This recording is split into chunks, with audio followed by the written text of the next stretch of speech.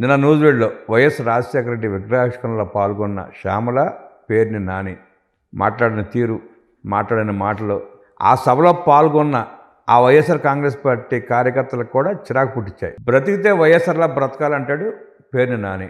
రాష్ట్రాన్ని దోచుకుని లూటీ చేసి కొడుకు దోచిపెట్టిన వైఎస్ఆర్లా బతకాలంటే అందరు రాజకీయ నాయకుల వల్ల కాదు.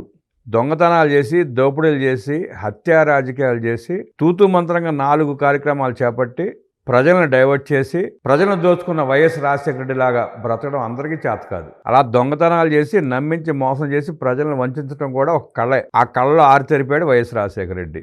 ఆ వైఎస్ రాజశేఖర రెడ్డి విగ్రహావిష్కరణ చేసుకుంటే చేసుకోవచ్చు, కానీ దేవుడు అది ఇది బ్రాండ్ అని చెప్పుకోవటం సిగ్గుమాలిన తనం. శ్యామల ఏకంగా వైఎస్ఆర్ అంటే బ్రాండ్ అంటుంది. ఈ రాష్ట్రానికి పరిశ్రమలు తీసుకొచ్చిన చంద్రబాబు నాయుడు బ్రాండ్ అంబాసిడర్. ఆంధ్రప్రదేశ్ ఐటీని విస్తరించిన చంద్రబాబు నాయుడు బ్రాండ్. సంక్షేమ కార్యక్రమాలని అద్భుతంగా అమలు చేసిన చంద్రబాబు నాయుడు బ్రాండ్ అంబాసిడర్.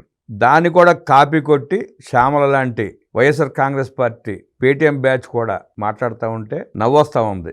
ఆ వైఎస్ఆర్ కాంగ్రెస్ పార్టీ కార్యకర్తలు కూడా సిగ్గుపడుతున్నారు. ఇక పేర్ని నాని భజన భజన భజన. తన తండ్రి పేర్ని కృష్ణమూర్తి గారి పేరు చెప్పుకుంటే 4 ఓట్లు పెరిగే అవకాశం ఉంటుంది, కానీ ఆ వైఎస్ రాజశేఖర రెడ్డి భజన చేస్తే జగన్ రెడ్డి కళలో ఆనందం చూడటం కోసం 4 చిల్లర మాటలు మాట్లాడితే ఓట్లు కాదు కదా, చీపుళ్లతో ఈపి విమానం మోతగిస్తారు బందరు ప్రజలు. పీడిఎఫ్ బియ్యాన్ని తన భార్య పెరట తీసుకున్న గొడవల్లో దాచి పందికొక్కులాగా దొంగతనం చేసి అమ్మేసుకుని భార్య మూలంగా బయట తిరుగుతున్న పేర్ని నాని కూడా హాస్యాస్పదంగా మాట్లాడటం చూస్తూ ఉంటే విడ్డూరంగా ఉంది.